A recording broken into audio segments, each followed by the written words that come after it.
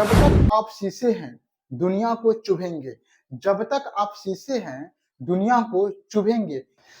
आज की इस वीडियो में हम लोग सीखने वाले हैं कि संपूरक कोण क्या होता है, संपूरक कोण का गुण क्या है और संपूरक कोण पर भाषा वाले सवाल को कैसे बनाते हैं। जिन दो कोणों का योगफल 90 डिग्री हो उसे कहते हैं पूरक कोण। दो संपूरक कोण का योगफल 180 डिग्री होता है। तो यहां से एक समीकरण निकल जाएगा।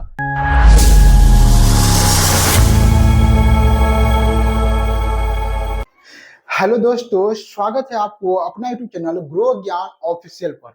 आशा करते हैं कि आप लोग स्वस्थ होंगे, मस्त होंगे और अपनी मंजिल को पाने के लिए जी जान से मेहनत कर रहे होंगे, है ना। एक बात हमेशा याद रखिएगा, जब तक आप शीशे हैं दुनिया को चुभेंगे।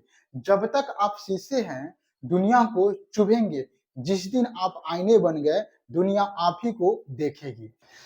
आज की इस वीडियो में हम लोग सीखने वाले हैं कि संपूरक कोण क्या होता है, संपूरक कोण का गुण क्या है और संपूरक कोण पर भाषा वाले सवाल को कैसे बनाते हैं। चलिए तो वीडियो को स्टार्ट करते हैं। यहाँ पर दिया गया है दो संपूरक कोणों में बड़ा कोण छोटे कोण से 18 डिग्री अधिक है, तो उन्हें ज्ञात करिए। आप कहिएगा सर ज्ञात करने के लिए कम से कम दो समीकरण होना चाहिए। यहाँ पर कह रहा है कि संपूरक कोण में बड़ा कोण छोटे कोण से 18 डिग्री अधिक है। बड़ा जो है छोटा से 18 डिग्री अधिक है।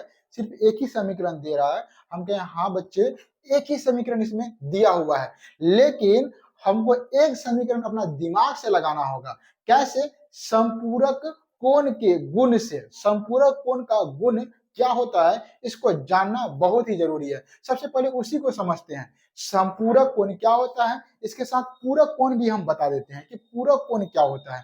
ठीक है, पूरक कोण का मतलब होता है जिन दो कोणों का योगफल 90 डिग्री हो उसे कहते हैं पूरक कोण। यानी कि अगर एक कोण लिए 45, तो फिक्स है कि दूसरा कोण हमको 45 ही लेना पड़ेगा और यह जोड़ के आएगा 90। क्या हो जाएगा? पूरक कोण हो जाएगा। ठीक है, अगर मान लेते हैं एक कोण लेते हैं 43, तो फिक्स है कि दूसरा कितना लेना होगा, तो दूसरा कोण लेना होगा हमको 46, तो जोड़ के कितना हो जाएगा? 90 हो जाएगा। ठीक है, इसी प्रकार से एक कोण लेते हैं अगर 30, तो दूसरा लेना होगा 60। यह पूरक की कंडीशन है। क्या है? एक पूरक का कंडीशन है कि दो कोणों का योग क्या होना चाहिए? 90 डिग्री होना चाहिए। लेकिन समपूरक के लिए क्या होना चाहिए? यहाँ पर समपूरक के लिए होना चाहिए दो कोणों का योग, दो कोणों का योग कितना होना चाहिए? 180 डिग्री होना चाहिए।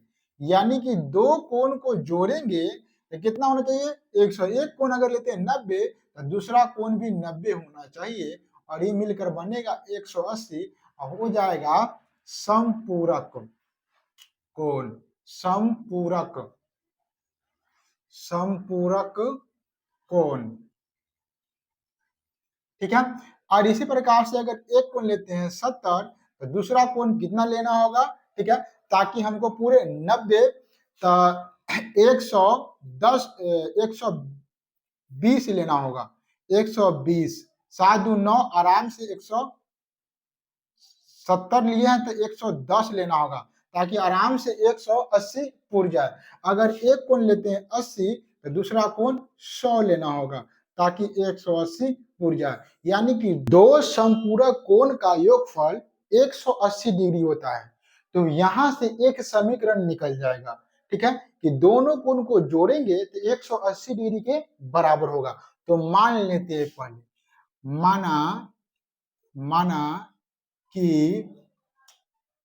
एक कोण x है तथा दूसरा कोण y है, तो प्रश्न क्या कह रहा है कि दो संपूरक कोण का योग 180 डिग्री के बराबर होता है। यानी कि x प्लस वाई कितना होना चाहिए? 180 डिग्री होना चाहिए, तभी यह संपूरक कोण कहलाएगा, अन्यथा नहीं कहलाएगा। ठीक है, फिर आगे देखते हैं, आगे तो कह ही रहा है कि दो समपूरक कोण में बड़ा कोण छोटे कोण से 18 डिग्री अधिक है। ठीक है, बड़ा कोण क्या है, छोटे कोण से 18 डिग्री अधिक है। अब मान लेते हैं यहाँ पर, है ना, कि यह छोटा कोण है, छोटा है, और यह बड़ा है, बड़ा है। तो कह रहा है कि बड़ा जो कोण है वो छोटा से 18 डिग्री कितना है, अधिक है। तो बड़ा को माने है y, तो y बराबर छोटा माने x, तो x से 18 डिग्री ज्यादा है। यहाँ मान लेते हैं समीकरण 2। अब यहाँ से एक बात गौर से देखिए, y का मान ऑलरेडी निकला हुआ है। अब प्रतिस्थापन विधि में हमें क्या करना पड़ता है, x और y का मान निकालना पड़ता है। अगर x का मान निकाल रहे हैं तो y के रूप में निकालना होगा, y का मान निकाल रहे हैं तो x के रूप में निकालना होगा। यहाँ पर ऑलरेडी x का मान, y का मान निकला हुआ है x के रूप में, इसका फायदा उठाएंगे हम लोग। x का मान, y का मान समीकरण 1 में रख देते हैं। लिखते हैं यहाँ पर y का मान समीकरण 1 में रखने पर, तो समीकरण 1 कितना है, x प्लस वाई बराबर 180। y का मान रखेंगे यहाँ पर, जहां y है वहां पर रखेंगे x प्लस 18। ठीक है, तो यहाँ पर लिखेंगे x और प्लस y कितना है, 18 है। तो y के जगह पर लिखेंगे x प्लस 18 बराबर 180 डिग्री। देखिए यहाँ से x का मान निकल जाएगा, y तो गायब हो गया, बचा क्या, x, खाली x x बचा, तो x का मान निकल सकता है, यानी कि x और x जुटेगा, 2x बराबर 180 और माइनस हो जाएगा 18। इधर प्लस में तो उधर जाएगा था माइनस में।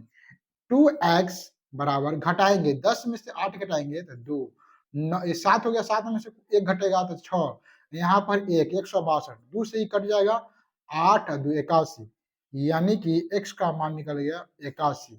क्या हो गया, 81। अब बताइए हम लोग x किसको माने थे, छोटा को बड़ा को, छोटा को उनको माने थे x, ठीक है, बड़ा को उनको माने थे y, तो y का मान आसानी से निकल जाएगा। यहाँ पर लिखेंगे समीकरण क्या में, इसी में रखिए 2 में, समीकरण ना, समीकरण 2 में क्या चीज का मान रखना है, तो y का मान नहीं निकला, x का मान निकला है। समीकरण 2 में x का मान रखने पर, तो यहाँ पर 2 है, y बराबर x प्लस 18, y बराबर x का मान कितना आया है, तो 81 आया है, 81 जोड़ 18, यानी कि y बराबर 8 है 1 9, 8 है 1 9, y का मान 99 और x का मान कितना आ गया, 81, x का मान 81। यह दोनों समीकरण क्या है, ये दोनों x और y का मान क्या है, समपूरक है, क्योंकि दोनों y और x का मान जोड़िएगा तो 180 आएगा। जोड़ लीजिए, विश्वास नहीं है, 9 और 1 10 के 0, 9 8 17, ये कितना होता है 18, यानी कि 180। ठीक है, तो इस प्रकार से छोटी कोण हो गया 81 डिग्री और 81 से 18 बड़ा, बड़ी कोण 99 डिग्री। ठीक है, इस प्रकार से x और y का निकल गया। यहाँ पर लिख देते हैं छोटी कोण, क्या हो गया, कोण बराबर x बराबर 81 डिग्री आंसर, और बड़ी कोण बराबर y बराबर 99 डिग्री। ठीक है, इस प्रकार से इन सवालों को हम अच्छे तरीका से बनाते हैं। आशा करते हैं कि वीडियो अच्छा लगा होगा। वीडियो अच्छा लगा है तो वीडियो को लाइक करिए, अपने दोस्तों में शेयर करिए। मिलते हैं किसी अन्य वीडियो में, तब तक के लिए जय हिंद।